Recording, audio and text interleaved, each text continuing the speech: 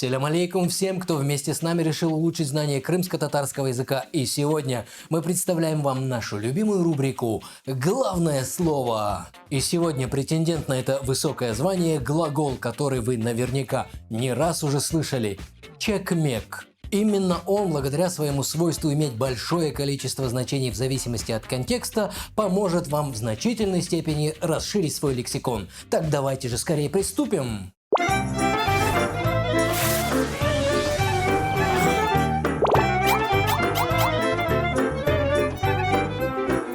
И первая категория значений слова «чекмек» связана, скажем так, с перемещением в пространстве или воздействием чего-то или кого-то на что-то или кого-то.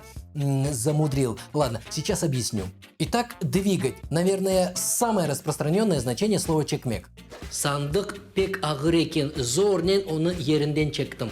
Сундук оказался очень тяжелым, еле сдвинул его с места. Естественно, чекмек можно применить и в значении «подвинуться». Текаран чекілсе мен де отырайым. Подвинься немного, я тоже присяду. Следующее значение – уволочь. Кырпычык бір шей тұтты да, ювасына чекті. Ежик что-то поймал и уволок в нору. Тащить – еще одно, можно сказать, идентичное предыдущему значение, но все-таки другое. Бұл ağır чувалны 5 километр чектім. Этот тяжелый мешок тащил 5 километров. В значении «дергать» тоже можно использовать слово «чекмек». Балалығымда қызларының мага жаны ағыртайды, чүнки мен оларны өрілген сачларынан чекейдім.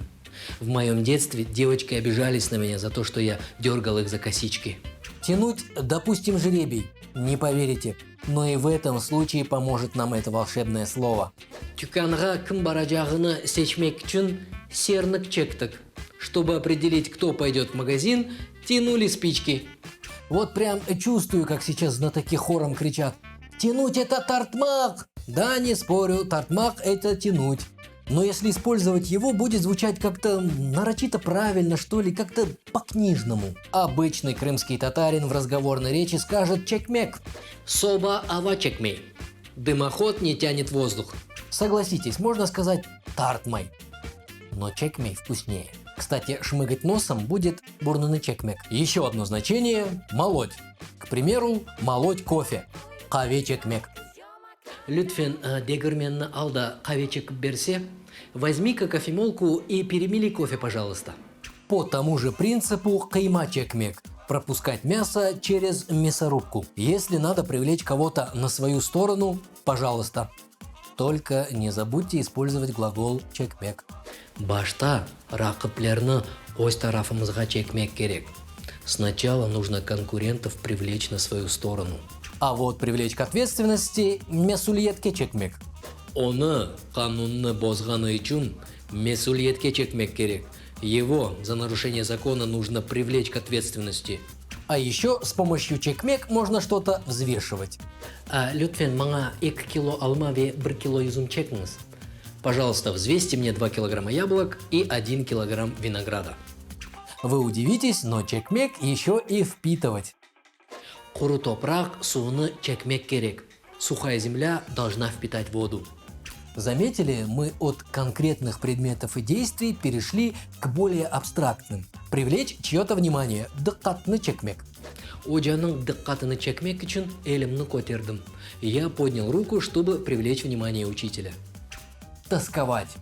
И это значение под силу нашему суперглаголу. Ветан асретлігіні чекмек, тосковать по родине. Страдать. Азап чекмек. Адалет үшін азап чекмеге азырым. Я готов страдать за справедливость. Мучиться. Зорлық чекмек. Халқымыз сүргінлікте 50 жылдан зияде зорлық чекті. Расплачиваться, нести наказание, джезасыны чекмек. Бір хата үшін өмір бойы джезасыны чекежек. За одну ошибку будет расплачиваться всю жизнь. Так, что еще? Да много еще чего. Снимать видео, видео чекмек. Фотографировать, фоторесом чекмек. Расписываться, имза чекмек. Темызге чекмек. Переписать начисто, екун чекмек. Подытожить, подвести итог. Тютюн чекмек будет курить и даже провести провода будет телерны чекмек. Думаю, этого достаточно, чтобы назначить глагол чекмек главным словом крымско-татарского языка. Но давайте не будем торопиться. еще есть из чего выбирать. Корыш Кенджа,